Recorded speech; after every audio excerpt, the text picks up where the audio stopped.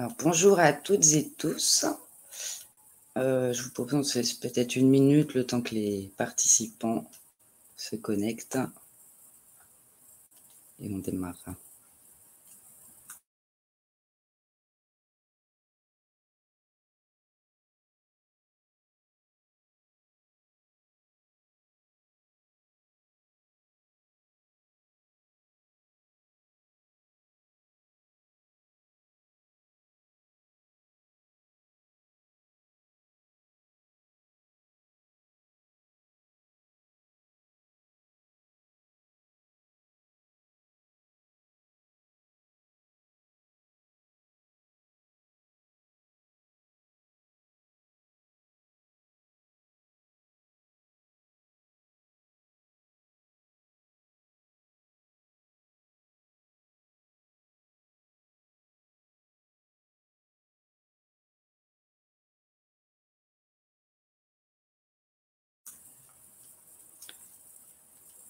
Alors, je vous propose qu'on démarre et j'en profite pour répondre à la première question. Bonjour.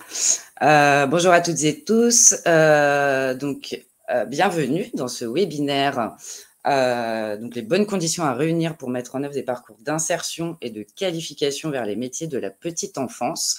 On va démarrer justement par un petit point technique. Donc, pour répondre à la question, oui, un replay du webinaire est bien prévu. C'est enregistré. Seules les animatrices intervenantes sont en visuel sur ces webinaires et justement, donc, tous les participantes peuvent intervenir et communiquer uniquement via le chat qui répondent pour des questions d'organisation, mais notamment par rapport au RGPD, ce qui nous permet de le diffuser en replay, puisque nécessite les autorisations uniquement des personnes en visuel. Donc, il y aura bien un replay de ce webinaire. Donc, comme je le disais à l'instant, vous pouvez intervenir tout au long si vous avez des questions ou des commentaires via le chat, sachant qu'il y a un temps d'échange qui est le temps d'échange vraiment en interaction et de réponse aux éventuelles questions est prévu à la fin des interventions. Ne vous privez pas, comme ça on pourra soit répondre pendant si on peut ou garder du coup les questions pour les poser aux intervenantes à la fin du webinaire. Donc voilà pour le côté pratique. Donc je me présente, moi je suis Colline Derret-Favre, je suis chargée de mission emploi, insertion par l'activité économique à la Fédération des acteurs de la solidarité.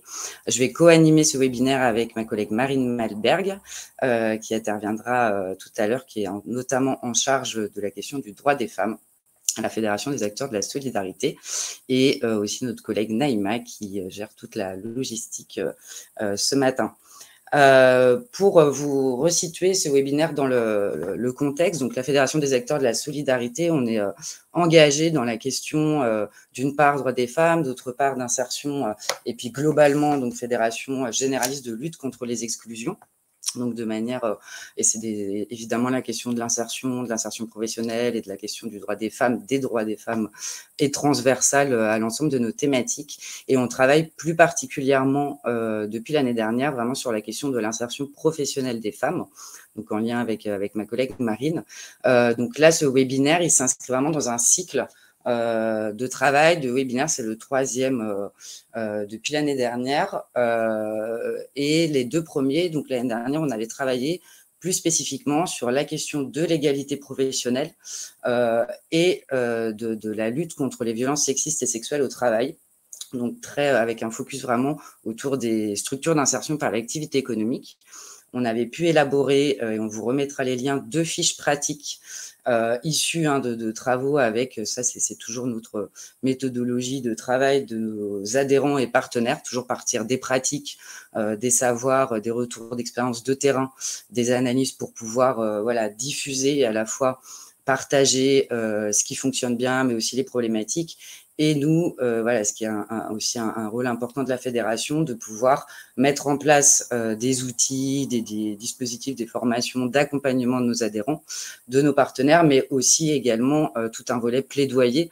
C'est aussi notre rôle de pouvoir pointer à la fois ce qui fonctionne bien et faire remonter, et ça va être tout l'objet aussi de notre webinaire aujourd'hui autour du protocole, mais aussi d'interpeller, de pouvoir être force de proposition, de pouvoir interpeller quand des solutions sont à trouver, à mettre en œuvre pour pallier à des difficultés rencontrées, notamment par les personnes qui sont accompagnées par l'ensemble de nos structures adhérentes et ou partenaires. Donc, on avait fait ces 2 premiers webinaires l'année dernière qui étaient axés vraiment sur, en tant que SIAE, avec le constat que dans l'IAE, on est souvent sur des métiers peu ou pas qualifiés, donc à reproduire souvent le côté métier genré notamment. Et les SIAE ont cette spécificité en tant qu'actrices de lutte contre les exclusions, d'agir, de pouvoir agir sur ces inégalités professionnelles, sur les questions de parcours. Et aussi de violence, on sait que, mais ça on y reviendra, notamment pour les femmes, et les femmes en situation de précarité sont souvent aussi victimes de violences passées ou présentes, ça peut être sur le travail mais en dehors, donc c'est un enjeu fort de pouvoir repérer, accompagner aussi ces situations-là. Donc on avait pu faire 2 webinaires qui vraiment parlaient de ces sujets-là, et très concrètement, c'est quand même l'idée comment on peut agir sur tout le long d'un parcours d'insertion et qui commence bien en amont pour prendre les SIE d'un parcours IAE et au-delà.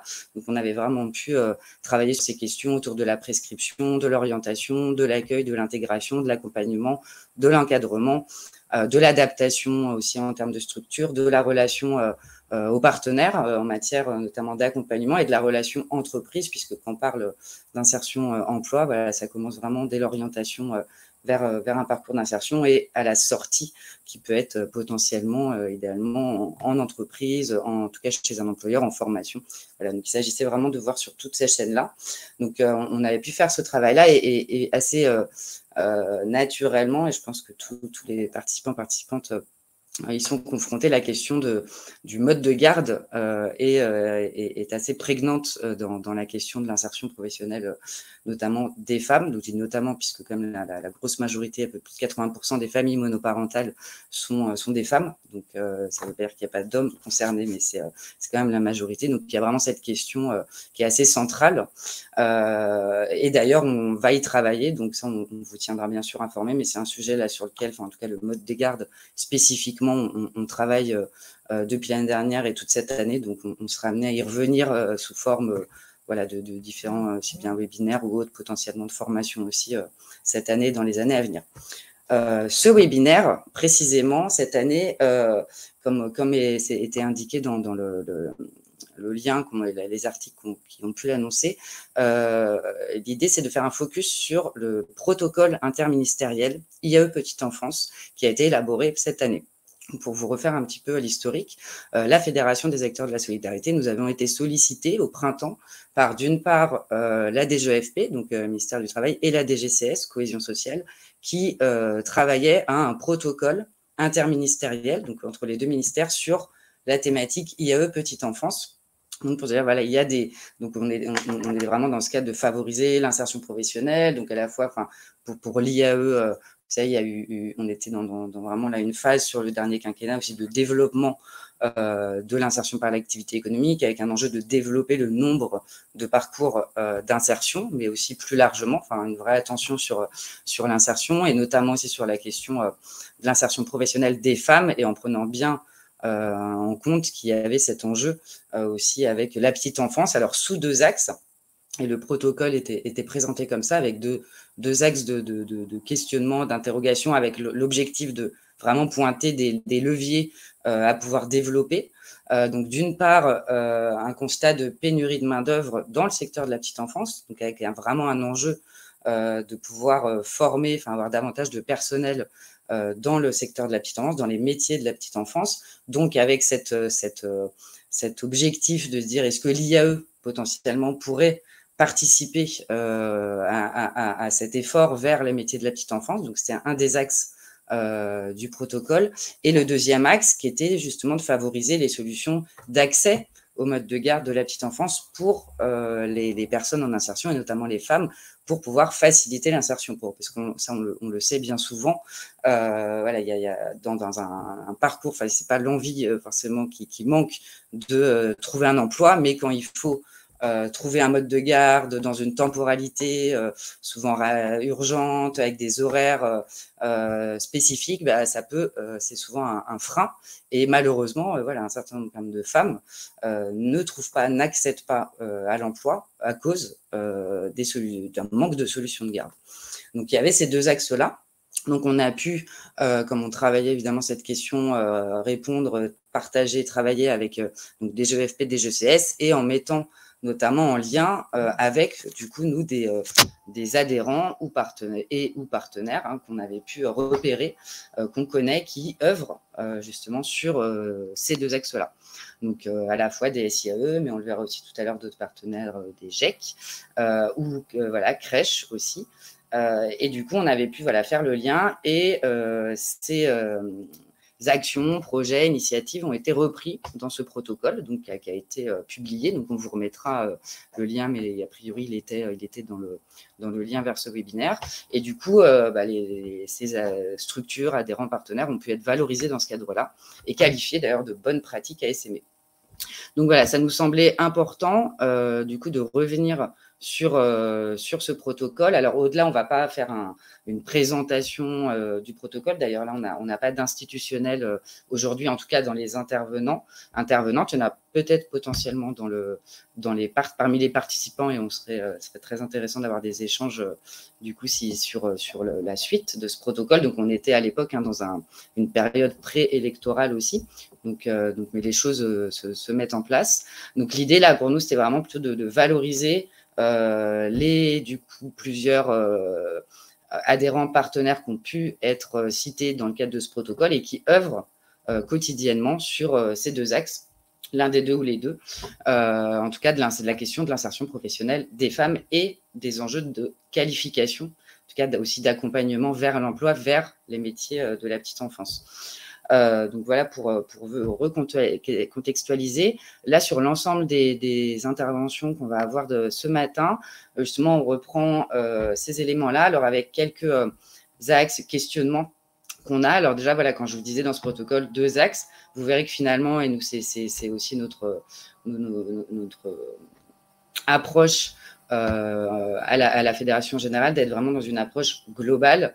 Et on va le voir, en général, voilà, parler des métiers, de l'accès, de l'insertion, de l'accès aux métiers de la petite enfance et des problématiques d'insertion propres aux femmes dans leur parcours, c'est lié. Donc, on est vraiment sur une approche globale. On le verra dans les différentes interventions qu'on ne peut pas parler de l'un sans l'autre et quand on travaille l'un, on travaille forcément l'autre. Et justement, on questionnera pourquoi est-ce que c'est de fait et comment on peut avoir cette approche globale. Aussi important, les limites de l'IAE en tant que pourvoyeur de main-d'œuvre. C'est vrai que c'est là un sujet important. On est beaucoup dans un contexte économique et d'emploi avec des métiers en tension. Enfin, d'ailleurs, maintenant, aujourd'hui, quasi tous les métiers sont en tension. Donc, c'est un vrai sujet. Il y a une tendance souvent à venir vers l'IAE pour, du coup, aller pallier à ces problématiques de main-d'œuvre. Donc, c'est aussi une vraie question. Est-ce que l'IAE, c'est son rôle d'être pourvoyeur de main-d'œuvre, de répondre aux tensions de recrutement des employeurs? Donc, une part de réponse, disons que, en tout cas, c'est d'abord l'enjeu de l'IAE, c'est d'accompagner les personnes dans leur parcours, dans leur projet. Mais évidemment, donc, si le projet est l'emploi, si le projet est la petite enfance, l'enjeu, c'est d'accompagner au mieux, du coup, vers l'ensemble des projets des métiers. Ne pas oublier que les SIAE, c'est avant tout un projet associatif, quand c'est des associatifs, et ça peut être aussi entreprise, mais sociale, une mission d'insertion sociale et professionnelle. Donc après, qui peut être d'ailleurs décorrélé, enfin les supports d'activité des projets professionnels, mais effectivement, l'accès, l'emploi est un moyen. Donc il y a cet enjeu-là. Et dans quelles conditions on peut proposer du coup des parcours d'insertion, de qualification, de qualité, sachant qu'on est aussi, et ça on aura l'occasion d'en parler, là quand on parle du secteur de la petite enfance, des métiers de la petite enfance, dans des métiers très genrés, souvent mal rémunérés, en tout cas avec aussi des notions, on y reviendra, je pense, de pénibilité, voilà, des conditions de travail assez compliquées. Donc, c'est important aussi de pouvoir avoir ça en tête et de le poser et de pouvoir en échanger. Voilà pour l'introduction. Je m'interne, donc j'excuse, il devait y avoir donc la première intervenante, Marion Gaeng, directrice du de l'association Par Enchantement, qui est située à Strasbourg, qui porte notamment une micro-crèche d'insertion, qui malheureusement là, a eu un impératif qui ne pourra pas être parmi nous ce matin. Donc on l'excuse, on espère que voilà, elle sera en forme le plus tôt possible. Et du coup, je vais passer la parole. On va démarrer par Sandra Jensen, qui, du coup, que je vais laisser se présenter, mais juste préciser, Sandra est membre d'un groupe, on a à la Fédération des acteurs de la solidarité, des groupes d'appui nationaux, donc qui sont un ensemble d'adhérents impliqués au sein de la fédération qui contribuent voilà, à tout ce qu'on peut mettre en œuvre, au plaidoyer aussi, et Sandra est impliquée dans ce groupe de travail emploi au sein de la fédération. Donc, merci Sandra, et je te laisse te présenter, nous présenter ta structure et tes thématiques. Merci. Merci Colline. Alors, moi, je suis Sandra Jensen. Je suis directrice de 2 structures d'insertion par activité économique, donc une association intermédiaire qui s'appelle Réagir et un atelier chantier d'insertion qui s'appelle Écoagir. Je suis située au sud de Bordeaux Métropole, dans les secteurs des communes de Bordeaux Métropole au sud de Bordeaux et sur des territoires un peu plus ruraux des Graves, voilà, pour ceux qui connaissent la Gironde. Donc avec des zones urbaines et une zone rurale. Voilà. Donc moi, donc je vais vous parler d'abord de Réagir, de l'association intermédiaire, des actions que l'on mène autour de la petite enfance au niveau de l'association intermédiaire. Et ensuite, je vais vous parler d'une action que l'on mène qui est un peu plus différente et innovante au niveau de la petite enfance et de l'enfance sur l'ACI. Sur Réagir, donc association intermédiaire, sur mise à disposition de personnel avec des parcours d'insertion. Le support d'insertion, c'est le remplacement et le surcroît de main-d'œuvre. On a été sollicité au niveau de certaines communes de Bordeaux Métropole pour mettre en place des marchés d'insertion et de qualification autour du remplacement des agents de crèche, des collectivités. Donc, c'est un pari et c'est vrai qu'au départ, au niveau des partenaires institutionnels de l'emploi, ce type de dispositif de support d'insertion était mal perçu, puisqu'au départ, quand on remplace un agent de crèche, donc là, il ne s'agit pas des postes d'agents de nettoyage d'entretien ou de restauration dans les crèches, mais vraiment de l'accueil de la petite enfance et d'agents d'accueil de la petite enfance, il fallait un CAP, petite enfance obligatoire. Et effectivement, les collectivités se retrouvaient avec des personnes qui avaient des poules de remplacement, mais qui pouvaient être des poules de remplacement pendant 10 ans, en fait, des salariés qui étaient en travail précaire, 10 ans, sans avoir aucune chance d'être embauchés par la collectivité. Donc, on s'est posé la question, justement, avec les services de ces collectivités-là, de voir comment on pourrait proposer, à travers les missions de remplacement, des agents malades, en formation, absents pour congé ou autres, des parcours de formation qui permettaient à des personnes qui ne remplissaient pas les critères d'embauche dans une collectivité au niveau de la petite enfance de pouvoir accéder à ces métiers-là, accéder à ces compétences aussi là pour pouvoir après évoluer dans ces métiers, puisqu'on voit bien qu'il y a quand même une petite ambiguïté entre les collectivités ou les crèches qui cherchent de la main-d'œuvre et qui recrutent, enfin qui cherchent tout le temps de la main-d'œuvre et qui disent qu'ils n'ont pas et qu'ils ne trouvent pas les personnes. Et dans les projets professionnels des salariés en insertion que l'on reçoit et que l'on a tous dans nos structures, on a aussi, je veux travailler avec des enfants, je veux travailler avec la petite enfance, surtout des dames, surtout des mamans qui, après, je ne fais pas de stéréotypes, hein, mais après, des personnes qui aussi ont des enfants, gardent des enfants, aiment les enfants et qui veulent en faire leur métier. Mais après, il y a beaucoup de prérequis qui font que c'est compliqué. Les critères d'embauche dans une collectivité, c'est le CAP obligatoire, 3 ans d'expérience, la mobilité, enfin voilà, il y a plein de critères qui font que, quand on parle d'égalité et d'accès à ces emplois-là, c'est un peu compliqué, sans parler aussi des horaires avec une amplitude, soit embauche à 7 heures ou débauche à 18h30, 19h. Donc, en fait, on a monté dans le cadre de ce marché des modalités pour pouvoir aussi intégrer des publics qui avaient le CAP ou qui arriveraient à valider un parcours validé par les directrices de crèche, de monter un parcours d'insertion et de qualification au niveau du passage de l'UCAP petite enfance. Donc, on a eu différents cas de figure de public, des dames qui étaient assistantes maternelles et qui voulaient repartir dans la collectivité, des jeunes qui sortaient du CAP, donc qui n'avaient pas les 3 ans et qui n'étaient pas crédibles pour les collectivités pour travailler. Voilà, des cas de figure aussi différents, des personnes qui arrivaient d'un autre pays et qui ne pouvaient pas faire valider un diplôme ou qui avaient, par exemple, qui étaient orthophonistes ou autres dans leur pays d'origine et qui ne pouvaient pas, qui n'étaient pas crédibles sur le marché du travail en France. Et en fin de compte, on a essayé de créer aussi, de lever ces freins-là, de lever les freins des horaires, de pouvoir dire que les équipes des collectivités embauchaient le matin et le soir sur ces amplitudes d'embauche et de débauche d'accueil et que nos agents pouvaient avoir des amplitudes un peu plus souples pour pouvoir permettre aussi une reprise d'activité et travailler les modes de garde des enfants. Donc, voilà comment s'est créé au fur et à mesure ce marché. C'est le 3e renouvellement. On se retrouve avec un taux de sortie en emploi qui est de 95% sur des métiers et sur des emplois liés à la petite enfance. Pas forcément dans les crèches sur lesquelles elles font des remplacements, tout au contraire, sur d'autres crèches qui recrutent, notamment les crèches associatives ou les micro-crèches, du coup, qui commencent aussi à vouloir développer des actions dans ce sens avec le remplacement et la mise à disposition de personnel. Voilà. Donc, on voit qu'au niveau de l'axe sur la main-d'œuvre, sur les missions d'action d'insertion sociale et professionnelle, proposer des parcours qualifiants sur finalement une qualification imposée dans le cadre des règles de la CAF aussi et de l'accueil du jeune enfant, on arrive à trouver des leviers. Moi, je me suis entendu dire que le CAP, c'est un diplôme, donc nos publics n'avaient pas à aller sur ces types de missions. En fait, il y a quand même pas mal de personnes qui ont ce diplôme-là, mais qui n'arrivent pas à trouver un emploi à cause de freins et de ces critères-là d'embauche. On a de plus en plus de donneurs d'ordre en fait, qui sont engagés dans ces démarches-là.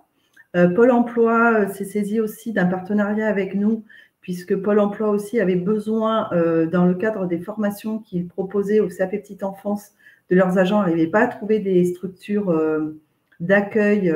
Donc, en fait, on a monté un programme entre une formation CAP Petite Enfance financée par Pôle emploi et les lieux d'accueil en lien avec la MAD sur les crèches que l'on avait en partenaire ou en marché. Donc, du moins sur mon territoire, voilà, les actions se développent dans ce sens. On peut accueillir tout type de personnes. C'est vrai que quand on parle d'égalité homme-femme, il y a beaucoup plus de femmes, hein, ça, c'est une certitude. Parfois, il y a des hommes et en fait, ils sont encore très bien accueillis, en fait. Voilà. Et je sais que les fois où on a mis à disposition des hommes sur ces métiers-là, ils étaient,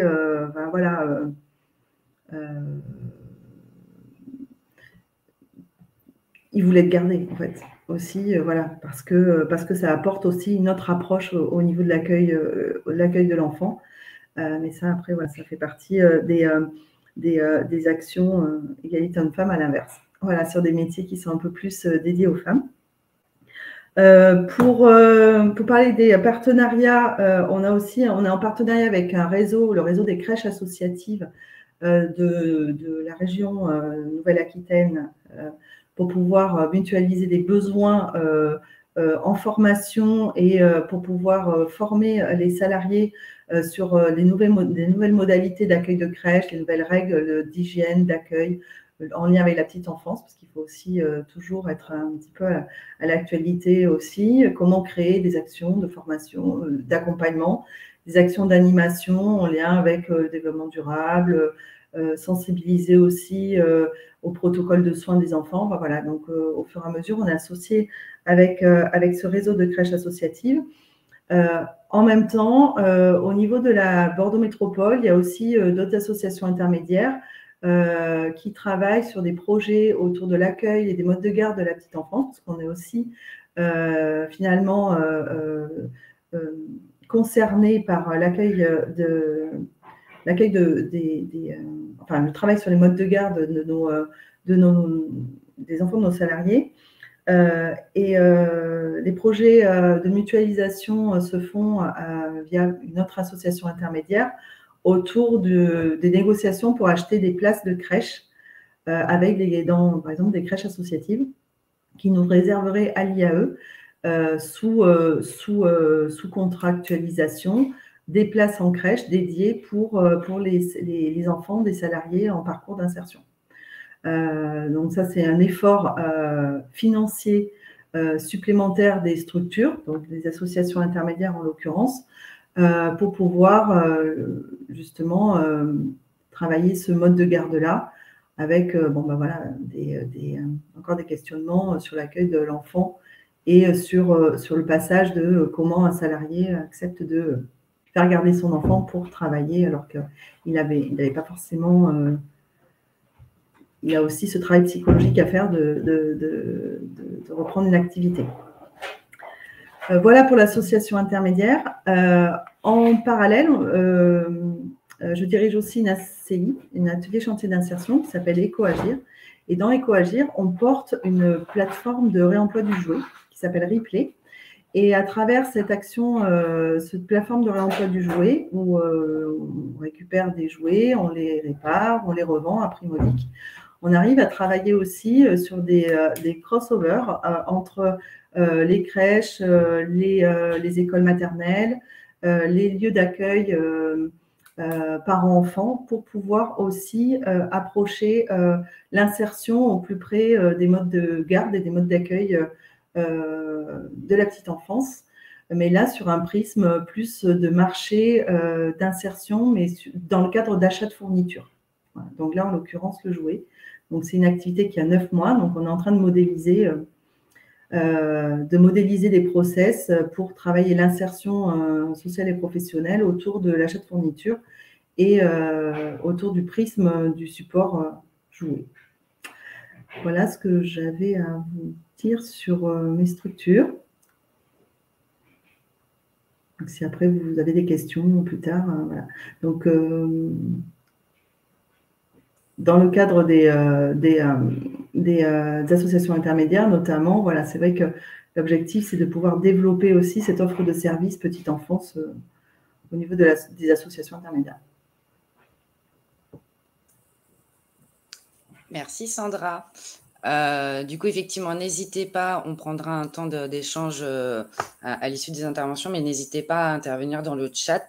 On note bien et on y reviendra. C'est vrai que là, c'est intéressant de voir à la fois les deux modèles entre ACI, chantier d'insertion, et association intermédiaire. Et ça, je pense qu'on pourrait y revenir. Je voyais aussi l'intervention d'Aurélien de l'Union nationale des AI, régionale.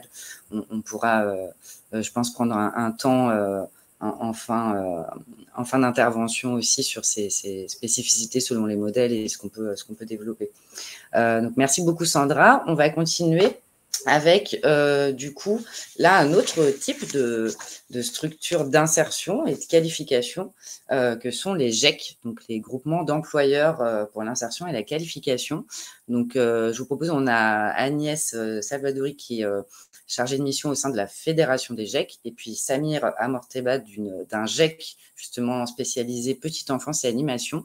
Donc avant toute chose, alors le lien GEC, pour celles et ceux qui ne connaissent pas, donc vous allez découvrir, et on a un lien très privilégié Fédération des acteurs de la solidarité et Fédération des GEC, puisqu'on s'est co-construit, en tout cas voilà, la FAS était impliquée dans la mise en place, la construction de la Fédération des GEC, donc c'est vraiment des évolutions parallèles et on travaille très étroitement. Donc ce que je vous propose, c'est de démarrer par une petite vidéo de présentation justement de ce qu'est un GEC, et puis pour celles et ceux qui ne connaissent pas, et après je laisserai Agnès et Samir compléter.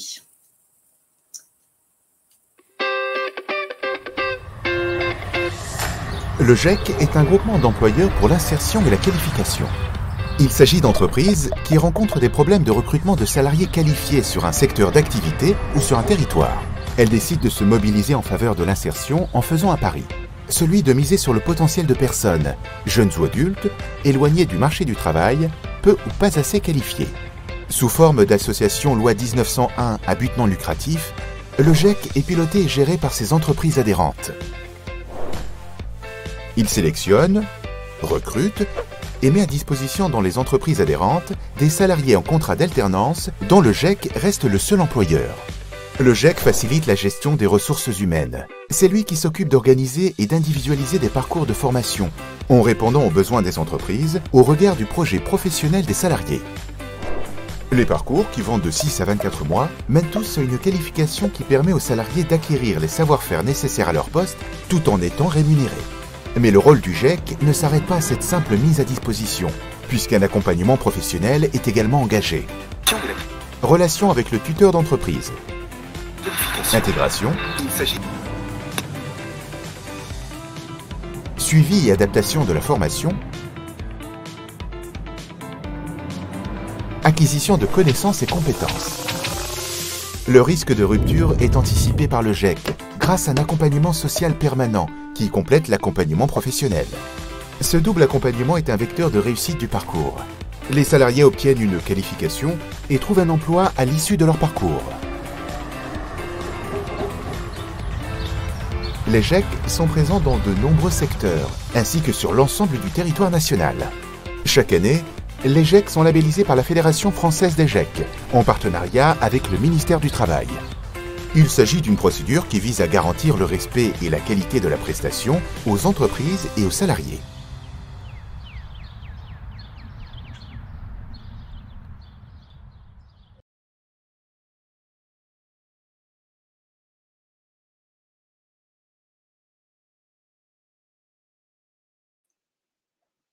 Oui, donc bonjour à toutes et à tous. Donc Agnès Salvadori, je suis chargée de mission au sein de la Fédération française des GEC. Et donc tout d'abord, je voulais remercier la Fédération des acteurs de la solidarité de nous avoir proposé d'intervenir ce matin lors de ce webinaire. L'idée là, c'est que je puisse revenir un petit peu en complément de la petite vidéo que vous avez pu visionner pour vous expliquer ce qu'est un GEC. Et ensuite, donc c'est Samir Amorteba qui est le directeur d'un GEC Petite Enfance, qui est le seul GEC Petite Enfance que nous avons aujourd'hui dans notre réseau, qui puisse voilà, compléter pour donner une illustration concrète d'un GEC qui intervient dans ce secteur d'activité. Alors, j'ai proposé un petit support. Je pense qu'on va pouvoir le partager pour que vous puissiez suivre mon intervention.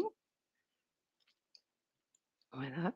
Donc, comme vous l'avez vu hein, dans la petite vidéo, donc le GEC, c'est une structure on va dire autonome, donc c'est généralement sous forme, association, loi 1901 et donc cette structure-là, elle a vocation à recruter des personnes, éloignées de l'emploi qui vont être donc salariées, avec un contrat d'alternance, donc contrat de professionnalisation ou contrat d'apprentissage. Et donc ces personnes, vont être accompagnées par le GEC tout au long d'un parcours, qui va alterner de la mise à disposition au sein d'une entreprise.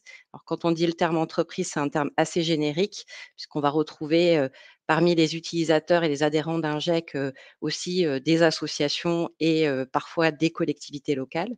Et donc ces salariés vont alterner la mise à disposition au sein de l'entreprise et un parcours de formation donc avec des organismes de formation du territoire.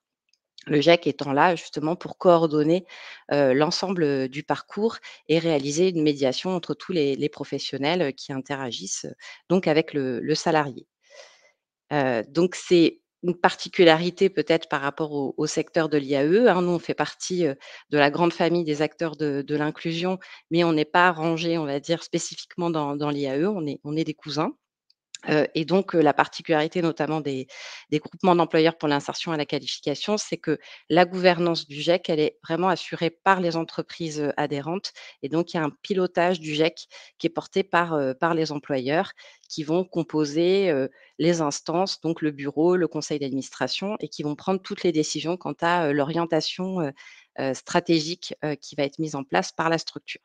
Au sein du GEC, vous avez bien évidemment des permanents qui vont être là pour organiser l'activité, recruter les salariés, en alternance et les accompagner donc tout au long, du parcours pour mettre en place donc l'insertion et la qualification.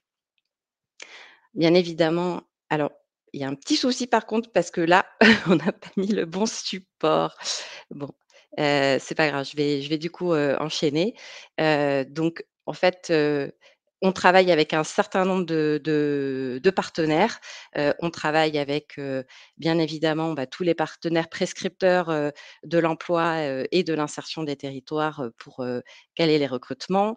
On va travailler avec, des acteurs institutionnels et notamment, ça a été dit à la fin du petit film, le dispositif GEC est soutenu par le ministère du Travail et donc à l'échelle des territoires, les GEC vont, conventionner notamment avec, les DRETS et les DETS pour l'accompagnement, socio-professionnel. On va travailler bien évidemment avec les SIAE avec une logique, de poursuite de parcours, d'insertion. Donc voilà, avec des passerelles qui peuvent être mis en place. À l'issue d'un parcours au sein d'une SIAE, un salarié peut, être recruté au sein d'un GEC. On va travailler bien évidemment avec les OPCO, donc les opérateurs de compétences, parce que comme vous l'avez compris, on est sur, un support de contrat d'alternance et donc les OPCO interviennent dans le financement, de la formation et l'accompagnement de la montée en compétences. On va travailler avec, tout un tas d'acteurs, comme le font, les SIAE, notamment des associations qui peuvent intervenir dans la levée des freins, à l'emploi, donc que ce soit sur les questions de santé, sur les questions de mobilité, sur les questions de logement et cetera. Et on a aussi, des acteurs qui peuvent être assez impliqués dans certains GEC, qui sont les fédérations professionnelles qui peuvent effectivement aussi, accompagner les GEC dans la mobilisation d'entreprises et aussi la question de l'attractivité sur les métiers. Ce que j'ai pas dit, c'est qu'aujourd'hui ce réseau, donc il est présent sur tout le territoire, national, donc métropolitain et outre-mer.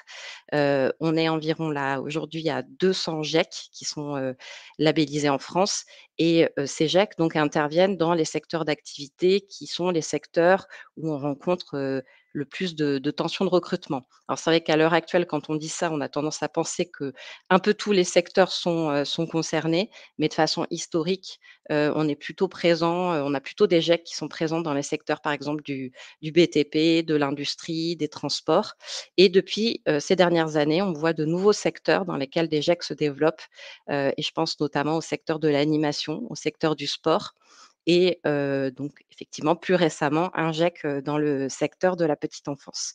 Alors j'avais dans le support quelques données, avec des chiffres clés. Alors je ne sais pas si Naïma, vous avez réussi à retrouver le bon support pour, que je puisse, le partager, à ce moment-là. Si c'est pas possible, bah, c'est pas grave. Peut-être juste, voilà, vous dire que chaque année, la Fédération, française des GEC, réinstruit en fait, les demandes de renouvellement de l'appellation GEC, puisqu'on peut fait pour être un groupement d'employeurs, pour l'insertion et la qualification, on ne peut pas s'autoproclamer, soi-même un GEC. Il faut répondre à un cahier des charges, sur lesquels il y a un certain nombre de critères et donc c'est une commission nationale, qui, valide en fait, le renouvellement de l'appellation GEC. Cette commission, elle est composée de représentants de la Fédération française des GEC et de représentants du ministère du Travail et donc ça nous permet en fait, à travers le renouvellement de cette appellation, d'avoir un observatoire, qui nous permet de pouvoir, avoir des données en fait sur les statistiques par rapport aux activités des GEC. Donc ce que je peux vous dire, c'est que, en termes de sortie, vers l'emploi, pour ce qui concerne notamment, bah, l'année 2021, parce qu'on n'a pas encore bien évidemment les chiffres pour 2022, on est au niveau national à 70 de sorties, positives et quand on regarde les sorties en emploi durable, on est à 56. Pour ce qui concerne la qualification qui est un des objets, principal, d'un GEC, on a pour tous les salariés en parcours qui se sont présentés à un examen à l'issue de leur parcours, 93 de réussite et sur l'ensemble en fait, des parcours, recensés, on est, quasiment à 70 de salariés qui, ont une acquisition d'une qualification, à l'issue du parcours. Sachant que dans les qualifications obtenues, on a une bonne moitié, on va dire, qui relève de diplômes d'État ou de titres professionnels et puis pour le reste, on va être plutôt sur, ce qu'on appelle donc des CQP, hein, des certificats de qualification professionnelle ou d'autres qualifications de type, reconnaissance convention collective. Ah, je vois que l'autre support a été diffusé, donc voilà, je vais pouvoir vous mettre rapidement un peu les chiffres. Donc voilà, en termes de salariés, alors on a quand même un score sur lequel on a besoin encore de s'améliorer parce que vous voyez qu'on n'est pas du tout sur la parité, mais ça s'explique aussi, historiquement par les secteurs d'activité qui sont les plus présents dans notre réseau. Donc on a 71 d'hommes et 29 de femmes et voilà, vous avez des données sur le nombre de salariés en parcours qui ont suivi un parcours sur l'année 2021. Donc on était quasiment à 15 000 salariés au niveau national et plus de 9 000 qui avaient été embauchés l'année dernière. Et en termes de contrats support pour l'accès à la qualification, on est très, très majoritairement dans notre réseau sur des contrats qui sont des contrats de professionnalisation, tout simplement parce que ce sont des contrats d'alternance qui déjà permettent de toucher un public un petit peu plus large, on va dire, en termes d'âge que les contrats d'apprentissage, mais aussi parce que les contrats de professionnalisation permettent une certaine, on va dire, adaptabilité par rapport à l'alternance qui est organisée avec les employeurs. Voilà. Donc, je ne vais pas être plus longue et puis je vais du coup, peut-être on va pouvoir enchaîner avec le GIEC Petite Enfance.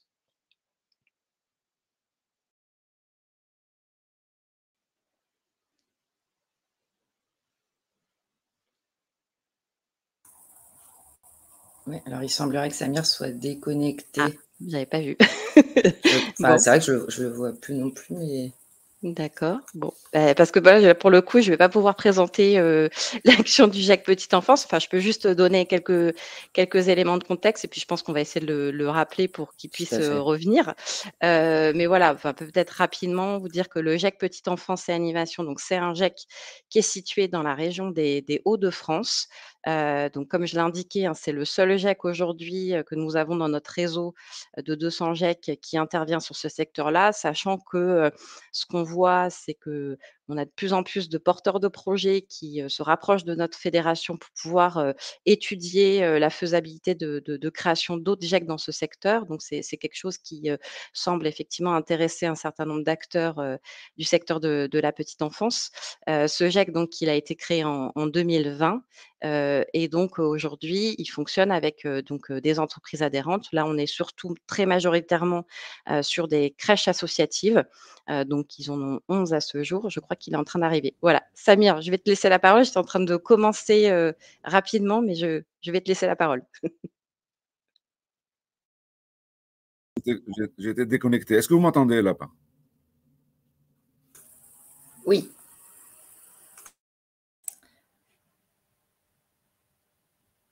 On vous entendait et on ne vous entend plus. Et là? On vous entend. C'est bon, Samir, tu peux y aller, oui. D'accord, parfait. Donc Samir Morteba, je suis avant tout gérant de 2 crèches. Alors 2 crèches un peu particulières, ce sont des crèches à vocation d'insertion professionnelle, des crèches AVIP.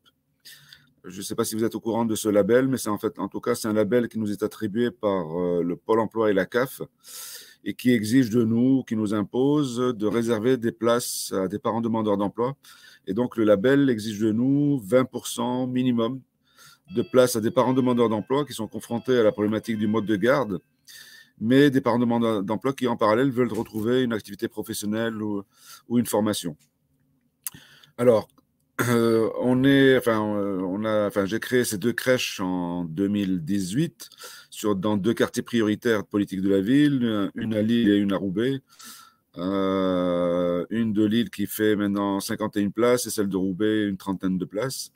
Et donc dans les deux territoires, dans les 2 crèches, on mène ce travail d'accompagnement socio-professionnel des parents demandeurs d'emploi qui ont cette problématique de garde et de retour à l'emploi.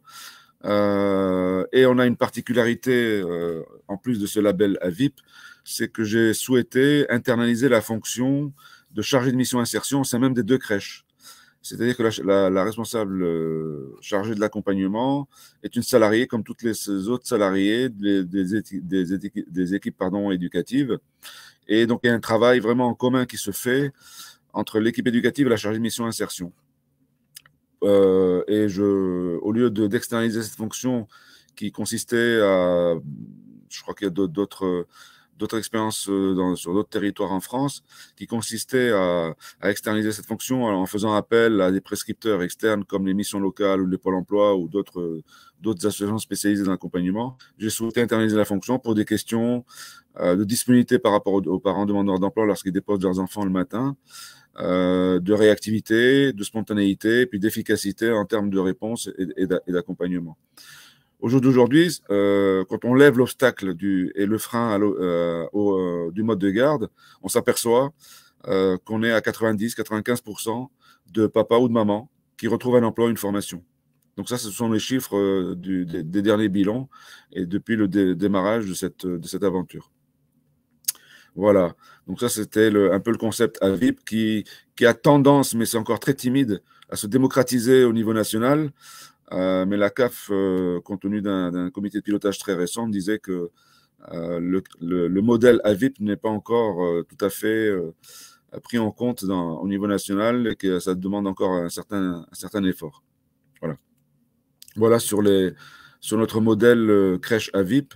Alors, de la crèche AVIP, on est passé au GEC, tout simplement parce qu'un certain nombre de collègues et directeurs de crèches ou de micro-crèches sur le territoire, on a fait tous le même constat, que des difficultés et des pénuries de main-d'œuvre dans le domaine de la petite enfance. Donc, un secteur encore une fois en tension, notamment sur les diplômes éducatrices jeunes enfants, auxiliaires de puériculture, infirmières de puériculture également. Oui. Donc, je disais un secteur en tension, notamment sur ces diplômes-là, sans négliger par ailleurs les diplômes plutôt niveau 5, comme le CAP, AEPE, CAP, accompagnement éducatif petite enfance. Donc, du coup, on a, compte tenu de ces difficultés liées au recrutement, au turnover du personnel, aux difficultés d'absentéisme ou parfois d'arrêt de travail, on a décidé de créer ce GEC en 2020 pour justement répondre à l'ensemble de ces difficultés. Donc, le GEC a vu le jour très vite. On a sollicité la DRETS à l'époque en janvier et l'association GEC Petite Enfance a été créée en juin 2020 avec au départ un conventionnement d'une dizaine de contrats avec la DRETS. Au jour d'aujourd'hui, on est à 40 contrats. Donc, on a une montée en charge considérable puisque le GEC non seulement est composé de structures associatives de crèches, mais récemment, une quinzaine de collectivités territoriales ont fait appel à nos services pour justement répondre à leurs difficultés de recrutement sur leur territoire. En remplacement, justement, mais ça c'est une info un peu peut-être sur le territoire, mais je crois que c'est un peu général au niveau national, en remplacement des parcours emploi compétences qui étaient mobilisés fortement au niveau des collectivités territoriales. Donc aujourd'hui, 40 jeunes filles, parce qu'il n'y a que des filles, c'est un secteur très féminisé, sont en parcours d'insertion et de formation, notamment aux 3/4 sur les diplômes niveau 5, CAP, AEPE, quelques contrats de pro et quelques contrats d'apprentissage en tant qu'éducatrice jeunes enfants ou auxiliaires. Voilà. Sur les sorties emploi et sur la qualification dans un premier temps, comme disait Agnès tout à l'heure, c'est vrai que sur la formation qualifiante, on a des taux de validation qui sont très favorables, parce que je crois qu'on est à 85-90% de diplômes acquis au cours du parcours. Et en termes de retour à l'emploi, on est quasiment à 80, enfin ça dépend des années, mais on tourne entre 70 et 80% de retour à l'emploi. Alors, soit le retour à l'emploi se fait soit au sein des crèches adhérentes du GEC, lorsque les postes sont disponibles, mais effectivement, il y a énormément de postes disponibles, soit à l'externe du GEC, puisqu'on mobilise d'autres partenaires qui ne sont pas adhérents forcément au GEC. Voilà un peu notre expérience sur le territoire du Hauts-de-France. Alors, c'est vrai qu'on est le premier GEC Petite Enfance. J'ai été sollicité par un certain nombre de collègues d'autres régions pour essayer de faire un peu un copier-coller sur d'autres régions. Donc, je pense que c'est en cours. Puisque je reçois par exemple le GEC Occitanie bientôt ici en décembre pour leur présenter un peu notre démarche. Donc je sais que d'autres expériences de ce type-là verront peut-être un peu le jour au fur et à mesure du temps. On a été aussi sollicité très récemment, ça fait maintenant 4-5 mois qu'on travaille avec la DRETS d'Amiens, dans la Somme, pour justement déployer notre GEC sur le territoire, parce qu'il y a aussi un fort besoin sur le secteur de la petite enfance. Et donc, on est en train de se déployer. Je pense qu'on déploiera une nouvelle antenne GEC Petite Enfance dans la Somme à partir de janvier 2023. Voilà, je pense avoir été complet. Agnès?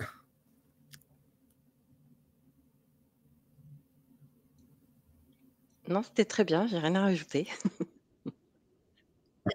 Bon, voilà.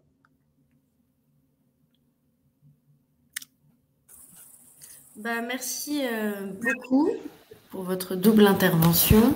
Nous allons laisser donc la place à notre dernière intervenante, Sandra Gidonde, pour l'association Adage, qui va nous présenter les prérequis nécessaires donc, aux qualifications et qui permet surtout en fait que la qualification est un véritable levier, outil de sécuriser les personnes inscrites dans un parcours d'insertion vers l'emploi. Mais au regard du sujet de notre webinaire d'aujourd'hui, malheureusement, les métiers de la petite enfance demeurent des métiers genrés, féminisés, donc mal considérés, mal rémunérés, et des métiers que nous, on considère toujours comme précaires. Voilà, je laisse la place à Sandra Gidon. Merci.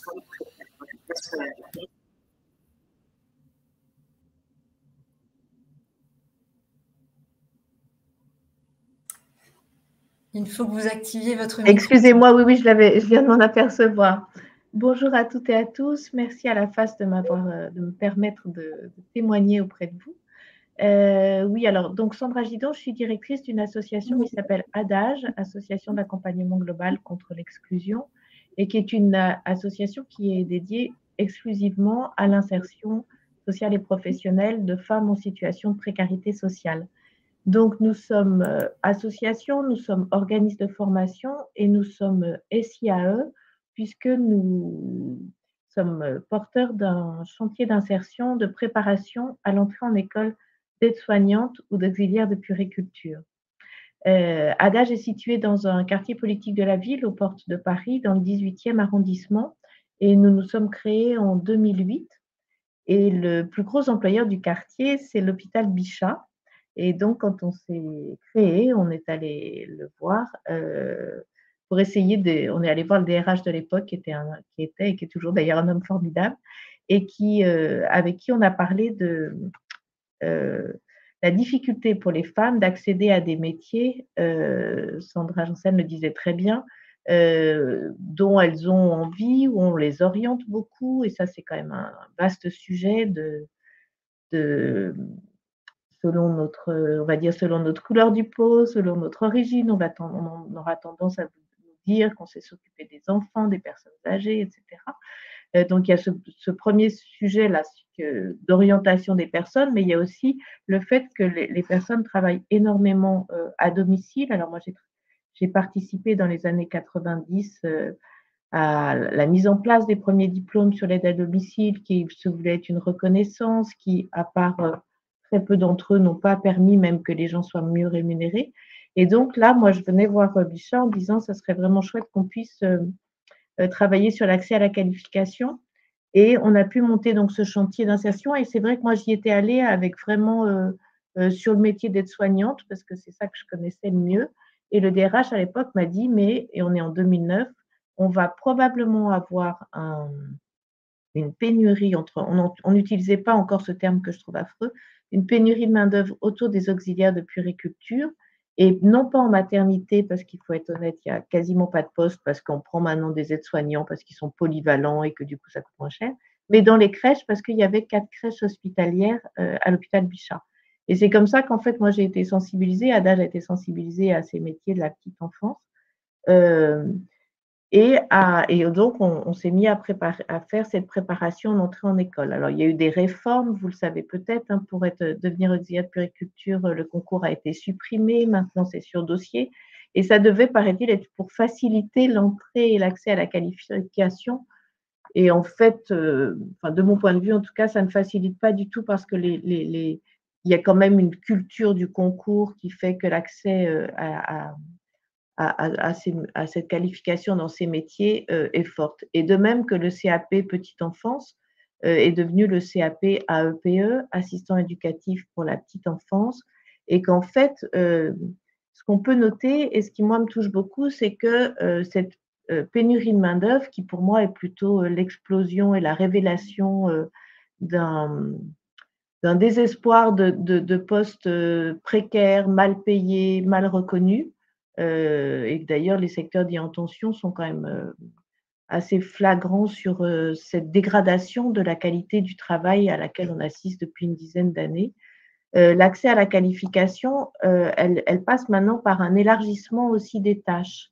C'est-à-dire que le CAP petite enfance, qui est devenu le CAP AEPE, ou l'auxiliaire de puériculture, ou l'aide-soignant, alors c'est pas les métiers de la petite enfance, mais c'est la même chose, ou l'infirmière, voient face à la pénurie de main-d'œuvre leurs tâches élargies pour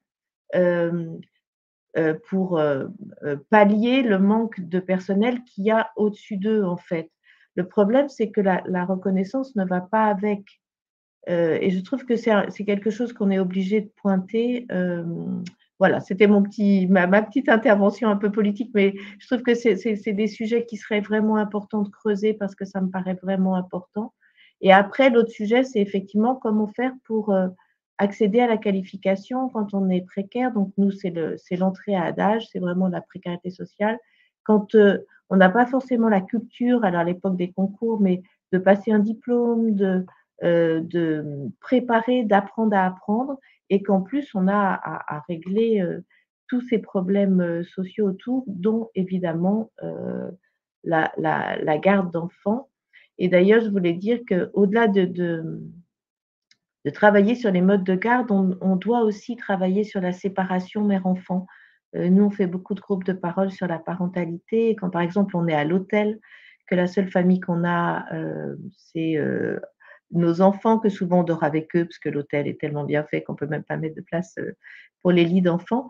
On ne peut pas forcément accéder tout de suite à un mode de garde. Il y a une sorte de préparation à faire sur se séparer de l'enfant. De toute façon, c'est difficile pour, quel que soit notre milieu social, le premier enfant qu'on met dans une structure ou dans un mode de garde, c'est une démarche qui est difficile, mais elle l'est sûrement encore plus. Donc, je trouve que, et puis aller garder les enfants des autres quand les nôtres ne sont pas en sécurité, quand ils sont gardés par la voisine de l'hôtel, mais que l'hôtel n'a pas des conditions sanitaires claires et tout ça. Il y a quand même, autour de la garde d'enfants, il y a quand même des sujets, je trouve, qui sont assez larges et qui nous font travailler sur, oui, une sorte de travail sur soi ou de réflexion aussi par rapport à ce qu'on peut offrir à ses propres enfants, et en allant dans des métiers où on va avoir des horaires effectivement très difficiles et que du coup, on va bricoler, entre guillemets. Enfin, ça pose beaucoup de questions. Et puis, effectivement, le travail sur l'apprentissage, il passe aussi, et c'est là où moi, en tant qu'organisme de formation, nous, on se bat pour que les formations restent en présentiel. Et il y a de plus en plus, notamment dans les formations qualifiantes, que ça coûte moins cher de mettre 30 personnes derrière un ordinateur, ou c'est plus sécurisant, enfin, j'en sais rien.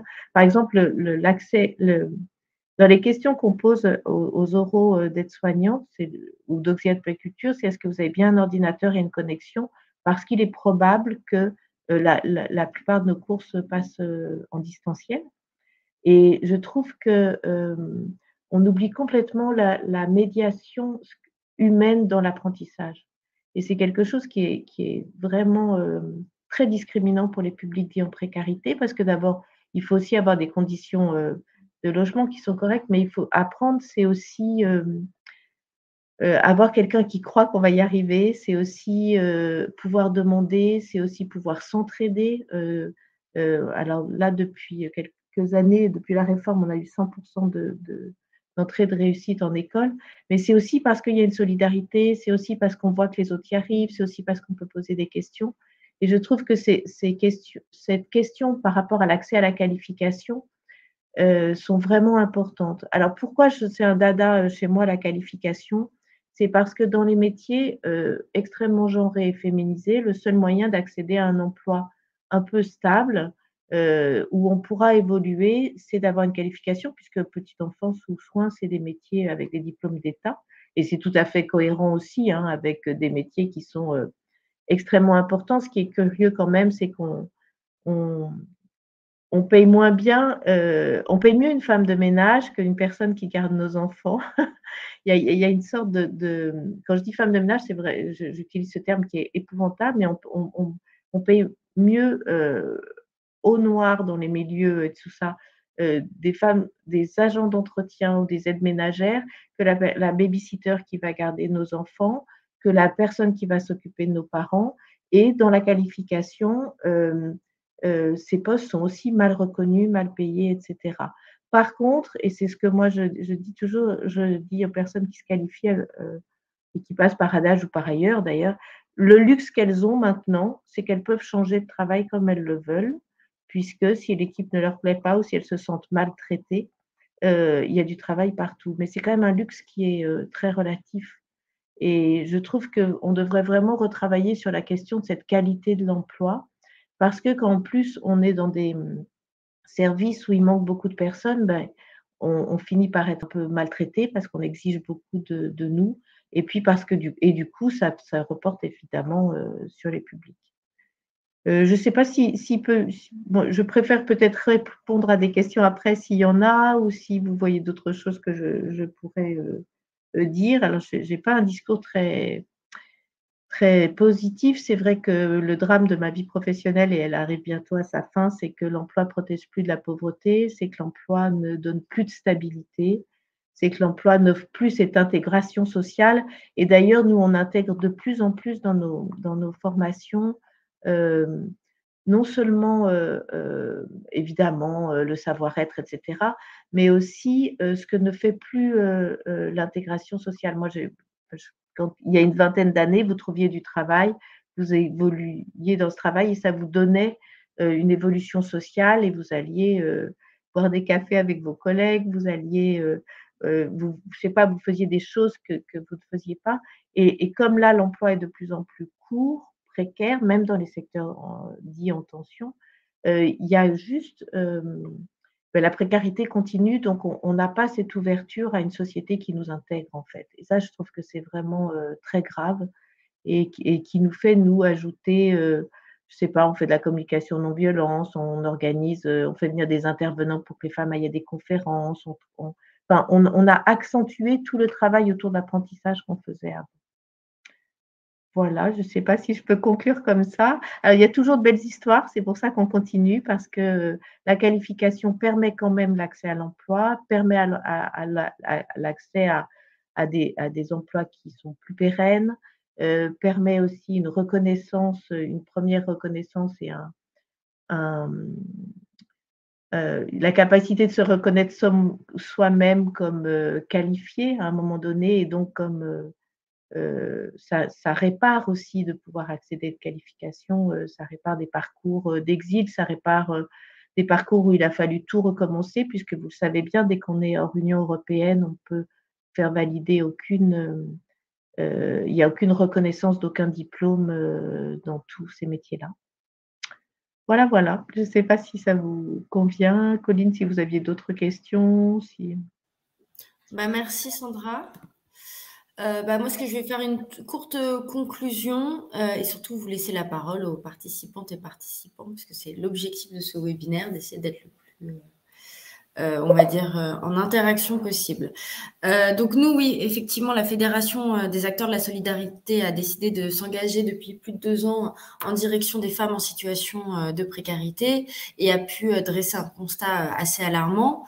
En premier lieu, il y a de plus en plus de femmes en situation de précarité, que ce soit à la rue, mais même en disposant d'un hébergement ou d'un logement précaire, et que la précarité ne touche pas de la même manière les femmes et les hommes, puisqu'elle touche les femmes de manière plus dure que les hommes, pour la raison qui vient d'être évoquée: emploi précaire, mal rémunéré, mal considéré, avec des horaires souvent atypiques sur des emplois où les horaires pourraient être adaptés en fait aux conditions de vie, aux conditions de la famille. Donc, la fédération a décidé de s'engager, donnant suite à plusieurs réunions qu'on a pu avoir avec de nombreux adhérents et adhérentes. On a décidé donc de travailler plus étroitement sur la question de l'accès au mode de garde des familles en situation d'exclusion, puisque souvent les familles précaires sont celles qui accèdent le moins au mode de garde collectif, et que le mode de garde type assistante maternelle, déjà est plus coûteux et nécessite aussi des prérequis de se retrouver à être parent-employeur, et ce n'est pas forcément possible en fonction du niveau d'exclusion. On a également décidé de travailler plus sur la question de l'insertion vers l'activité économique des femmes, puisque malheureusement, on a aussi dressé le constat qu'il y avait seulement 37% de salariés femmes inscrits au niveau des SIAE. Et on souhaite que justement l'égalité professionnelle soit au sein de notre secteur effective, puisque depuis ce deuxième quinquennat, mais aussi celui d'avant, l'égalité professionnelle était censée être l'une des grandes causes, l'égalité femmes-hommes aussi, et la lutte contre les violences faites aux femmes du quinquennat précédent et de ce quinquennat. À la lecture des différents plans des finances, malheureusement, les financements ne sont pas au rendez-vous, et les financements ne sont pas au rendez-vous en direction des femmes en situation d'exclusion les plus éloignées de l'emploi. L'État préfère investir et financer le statut de femme auto-entrepreneuse que plutôt de financer des prérequis en termes d'accès à l'emploi, de formation, pour sortir les femmes en situation de précarité. Pour finir, pourquoi ce sujet également? Parce qu'on dresse aussi un constat qu'il y a quand même énormément de femmes en situation de précarité, de familles avec pour chef de famille femmes, de mères isolées avec de nombreux enfants en situation de précarité. Et c'est tenu lundi dernier la Journée nationale enfance-famille organisée par la Fédération des acteurs de la solidarité, qui a été le lieu de travail, de discussion pour lutter contre la précarité des enfants, mais surtout travailler à la parentalité, travailler à l'accès à l'emploi des mères pour permettre de sortir les enfants des centres d'hébergement, des hôtels, et leur permettre d'accéder à un logement pérenne et des conditions d'éducation pérennes également, puisque pour beaucoup, ils sont également exclus du système scolaire français. Voilà, donc on va vous laisser la parole et on va noter les différentes questions. Donc je note que Mohamed Akbar pose une question. Pour votre ACI, quelle est votre activité support? Comment est organisé ce passage entre insertion et qualification? Donc, je suppose que pour l'ACI, nous parlions de Sandra. En fait, on a un chantier complètement atypique. Non? Non, c'était vous. C'est l'autre Sandra. On a deux Sandra. Donc, pardon.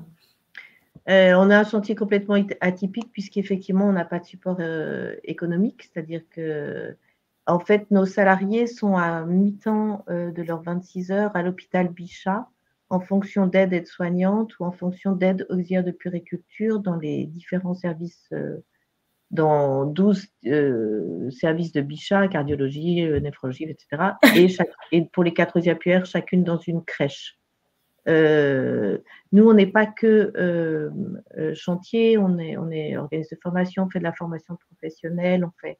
Donc, ça a été vraiment aussi un choix du CA de faire ce chantier qui n'a pas et qui a été soutenu par la DRIET. À l'époque, la Direct, à l'époque, on est en 2009, hein, il y a moins d'exigences sur, enfin, en tout cas, on pouvait encore faire des chantiers comme ça. Et on n'a donc pas d'activité économique qui nous rapporte de l'argent sur ce chantier d'insertion. Et au niveau de la préparation à la qualification, donc elle passe la moitié de ses 26 heures à l'hôpital Bichat, dans laquelle on a monté. En fait, le DRH m'avait dit c'est génial parce que nous, on n'a plus de contrat aidé et les tuteurs aimaient vraiment préparer ces gens-là parce qu'ils avaient une culture du tutorat, en fait, et une culture d'ailleurs de l'accompagnement à la professionnalisation qui avait disparu avec la fin des contrats emploi solidarité. Et donc, il m'a dit vraiment, dans nos services, on mettra un tuteur par personne. Donc, il y a en fait une tutrice auxiliaire de puériculture, il y a la directrice de crèche qui tutore, et nous, on a notre encadrant technique qui n'est pas professionnel, ce qui est assez particulier, mais ça, c'est la demande de Bichat, qui est psycho du travail et qui est présent sur l'hôpital les 2 jours et demi par semaine où nos salariés y sont aussi. Enfin bref, c'est pas 2 jours et demi, mais c'est pas grave. Et qui fait des évaluations qu'on a créées en lien avec le référentiel des écoles. C'est-à-dire qu'on reprend les modules des écoles et on travaille toutes les évaluations, ce qui permet d'acquérir du vocabulaire professionnel, ce qui permet de savoir parler de son métier, ce qui permet d'avoir un lien réflexif. Et à Adage, en formation, qui est la formation d'un jour et demi par semaine, enfin une semaine 2 jours, une semaine 1 jour. On a 469 heures de formation. On prépare vraiment biologie, mathématiques, apprendre à apprendre, méthodologie, etc. Je ne sais pas si ça répond à la question.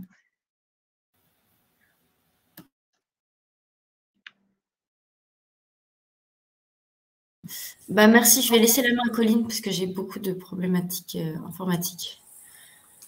Pas de souci. Donc, je pense que ça répond aussi du coup à la question de Viviane. Hein. Il me semble que c'était aussi sur le chantier pour mieux comprendre le fonctionnement. Merci Sandra pour les explications. C'est vrai que c'est un modèle un peu particulier, chantier qualifiant, puis comme disait à la fois organisme de formation ACI. On sait que c'est des modèles fragiles d'ailleurs économiquement. Et ça répond aussi quand on dit voilà, comment aussi l'IAE où on peut être dans des parcours qualifiants, on le voit aussi, voilà, c'est des modèles économiques qui ne sont pas évidents. C'est là que c'est intéressant, ça nous paraissait intéressant d'avoir le lien avec les GEC aussi. Sandra, tu Juste, Colline, on est préqualifiant. Préqualifiant. En fait, et l'idée, c'était justement que si on réussit l'entrée en école d'auxiliaire de puériculture, il y a 1 an d'école. Et le problème, c'est qu'il faut vivre pendant cette année d'école. Donc, en fait, le fait d'avoir un chantier de 1 an permet d'avoir 1 an d'ACEDIC derrière, et puis aussi que l'école soit payée. C'est très cher, les écoles d'auxiliaire de puériculture et d'aide-soignante. Donc, la garantie le conventionnement Pôle emploi fait une garantie de… voilà. Et après, pour être sur les places conventionnées par la région Pôle emploi, etc., etc.